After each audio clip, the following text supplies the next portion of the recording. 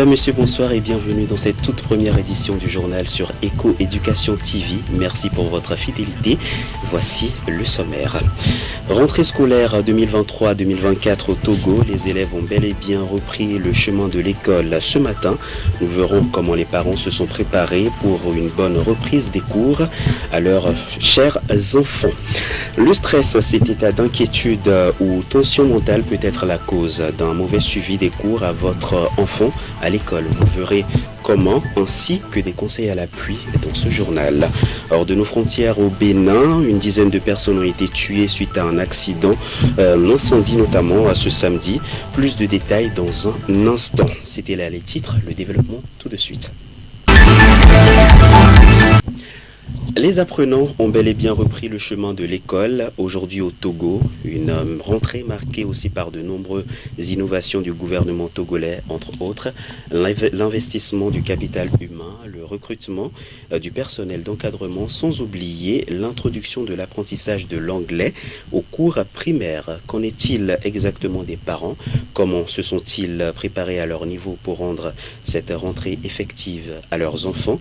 Notre équipe a recueilli quelques avis et vous propose cet élément. Pour une bonne reprise et la réussite de la rentrée scolaire, c'est une chose évidente pour les parents de préparer les fournitures scolaires pour leurs enfants. C'est une chose aisée pour certains parents, mais pas pour d'autres. Vraiment, ce n'est pas du tout facile. Ce n'est pas du tout facile. On se gêne de gauche à droite, ça ne va pas. Et vous voyez, c'est jusqu'à la fin de l'heure que nous sommes arrivés au marché. Et c'est vraiment très difficile. Et surtout avec la cherté des cahiers, tout ça là. Nous qui avons beaucoup d'enfants, qu'est-ce que nous pouvons faire? On ne fait que acheter quelques cahiers et on va voir ce que ça va donner.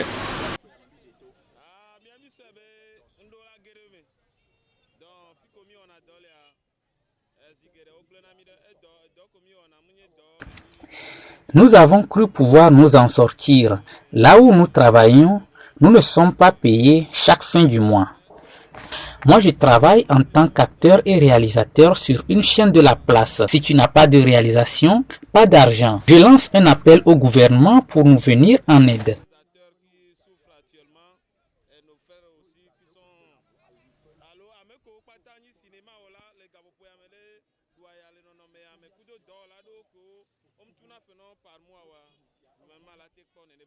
Il a fallu pour certains parents d'attendre jusqu'à la dernière minute pour faire les achats. Nous avons juste fait les choses en fonction des moyens que nous avons. Une réelle course à l'armement pour chaque parent. Toutefois, la rentrée scolaire a pu. Parmi les acteurs impliqués à la bonne reprise des cours figurent les tailleurs. La rentrée scolaire est toujours une période où ces derniers restent très actifs vu le nombre de commandes de la clientèle. Je vous propose de suivre ce reportage de Daniel Ouatier et Joël Moto. Toujours pour la bonne reprise des cours, la conception des tenues scolaires demeure une préoccupation majeure pour les tailleurs. Satisfaire les clients à temps.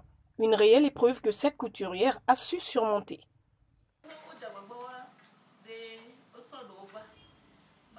Cette année, il n'y a pas d'argent, mais les clients arrivent à joindre les deux bouts pour nous amener les tissus kaki. Il y en a d'ailleurs qui jusqu'alors n'ont pas encore apporté les leurs, faute de moyens.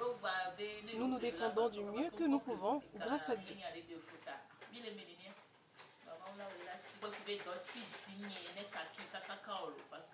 Je ne dirais pas que j'ai été très chargée cette année, car je fais de mon mieux pour satisfaire les derniers clients qu'il me reste à livrer.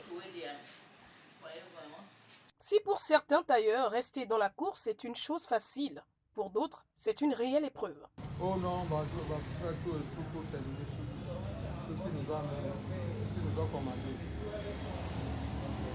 Visiblement, satisfaire les clients en cette période de la rentrée scolaire demeure un réel défi pour ces tailleurs. Toutefois, il faut croire qu'ils sont d'une réelle aide à une bonne rentrée scolaire. Dans la suite de cette édition, nous parlons éducation. Le stress en milieu scolaire est une chose qui peut être nuisible aux apprenants, surtout à la rentrée scolaire. Comment reconnaître les signes d'un tel stress et comment le gérer? Un dossier santé et bien-être proposé par Nadine Noufoudi et Francis Souglou. C'est C'est une sorte d'inconfort psychologique ou réaction de l'organisme face à un élément stressant, le stress. On peut être stressé dans de nombreuses situations, à l'école y compris. À la reprise des cours, il s'avère utile pour les parents de reconnaître les signes de ce problème qui peuvent ouvrir des répercussions sur les comportements de leurs enfants. Quelles sont alors ces manifestations? Vous verrez que le jeune a des difficultés à se concentrer. Le jeune ou bien l'apprenant aura des difficultés à mémoriser, a des difficultés à percevoir ce qui lui est donné en cours. Donc, vous verrez que souvent, il y aura des troubles de sommeil, des troubles de comportement. Il y aura des enfants qui seront très turbulents, mais on se dira, bon, voilà, c'est un bandit, etc. Mais c'est sa façon de manifester son stress.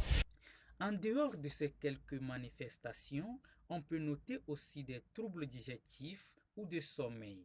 Pour confirmer réellement que l'enfant souffre d'un trouble, faire des analyses chez un médecin spécialiste est indispensable. Comment l'élève peut-il gérer le stress à son niveau?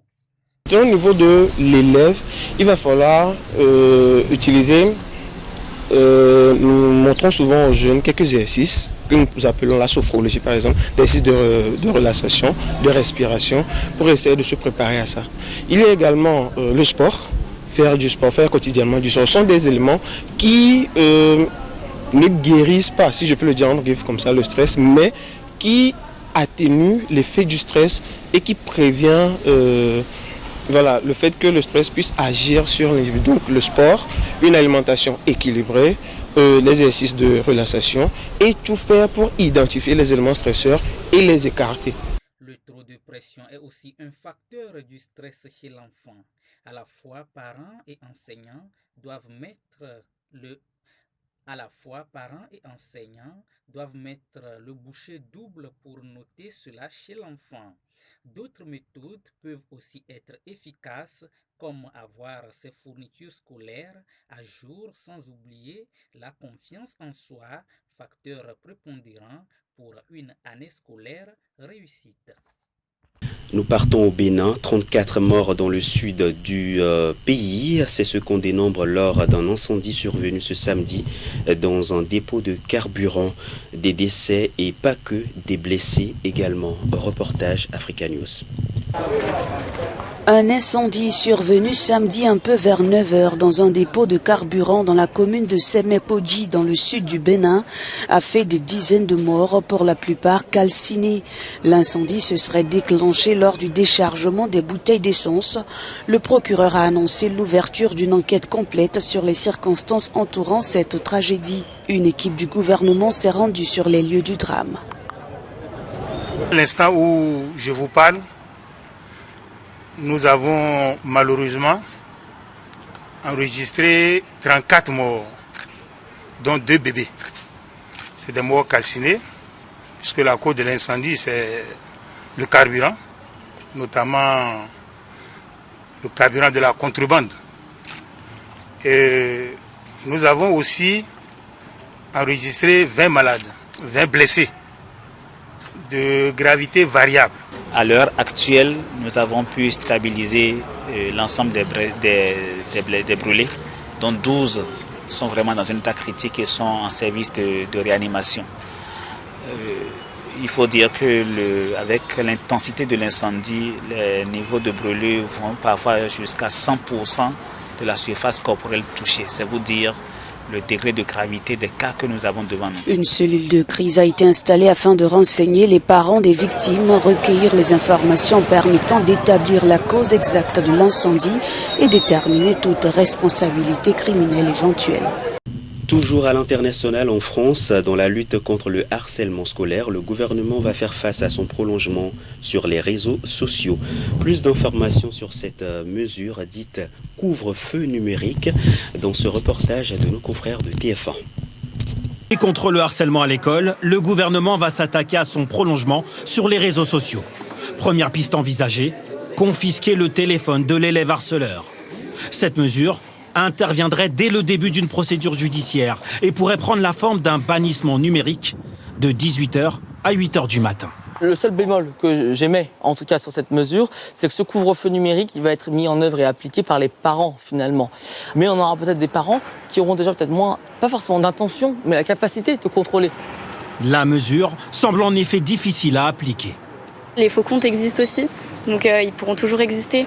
Gabriel Attal veut aussi créer au sein de chaque académie des brigades anti-harcèlement. Ces équipes, composées d'inspecteurs, de psychologues ou de professeurs formés à la lutte contre le harcèlement, pourront gérer les situations de crise. Enfin, le gouvernement aimerait renforcer les contrôles de la majorité numérique. Objectif, rendre impossible l'accès aux réseaux sociaux pour les moins de 15 ans sans accord parental. Pour y parvenir, Gabriel Attal propose d'utiliser le site de l'Éducation nationale. L'âge de tous les élèves y est référencé. De la culture dans cette édition, DJ Battle Africa, tel est le nom du plus grand concours de DJ d'Afrique. La 3e édition a démarré ce week-end à Abidjan. Il s'agit d'un événement visant à promouvoir de nouveaux talents et à aider la professionnalisation du métier. Reportage TV5 Monde. DJ Q d'Algérie. 2 participants pour un duel, une centaine de danseurs qu'il faut ambiancer lors de 3 épreuves. Le Megamix, enchaîner harmonieusement 3 morceaux au choix en 2 minutes maximum. Le remix, donner une nouvelle vie à un titre célèbre et imposé. Et enfin, la température. Donc, température, comme vous venez de l'entendre, température, là on laisse le libre choix au candidat d'envoyer du lourd, mais que de la musique africaine. Pour cette 3e saison de la DJ Battle Africa, DJ Arsenal est de nouveau membre du jury. Après l'Afrique de l'Ouest, puis centrale, cette année c'est l'Afrique du Nord qui est à l'honneur. Les concepteurs du programme sont allés chercher les meilleurs en Tunisie, en Algérie, au Maroc et en Égypte. Leur objectif, faire sortir ces artisans de la nuit de l'anonymat, les aider à se professionnaliser pour vivre dignement de leur métier. Pour moi, c'est vraiment les mettre en lumière, les faire connaître, parce qu'en général, ceux qu'on connaît, c'est ceux qui sont DJ et qui sont devenus les artistes chanteurs et les producteurs. Il ne faut pas qu'on nous regarde comme les débrouillards, comme c'est un métier de débrouillard. Celui qui n'a rien à faire, il va se débrouiller avec le DJ. Cette première manche, c'est l'Algérien DJ Q qui la remporte face à un public un peu différent de celui qu'il fait danser habituellement.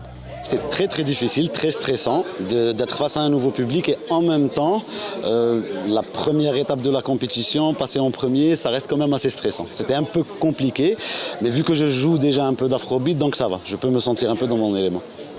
L'émission est tournée dans ce studio de Cocody Palmeraie à Abidjan, transformé pour l'occasion en boîte de nuit. Le public de danseurs est l'un des ingrédients essentiels du programme.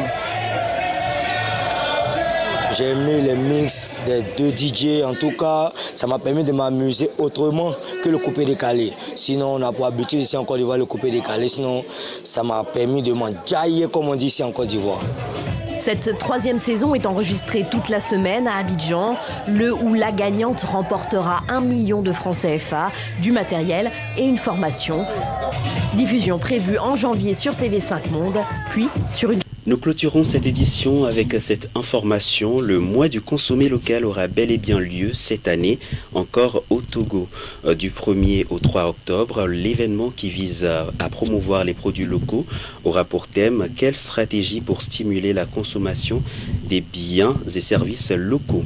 Organisé par le Togo en collaboration avec la commission de l'UEMOA, cette 4e édition sera marquée par des consommations sur la qualité, la certification des produits et la contribution des laboratoires d'analyse à la compétitivité des produits et services.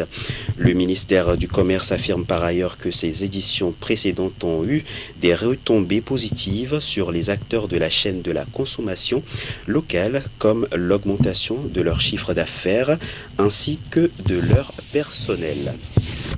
Point final à cette édition. Merci ceux qui ont contribué à la bonne marche de cette édition.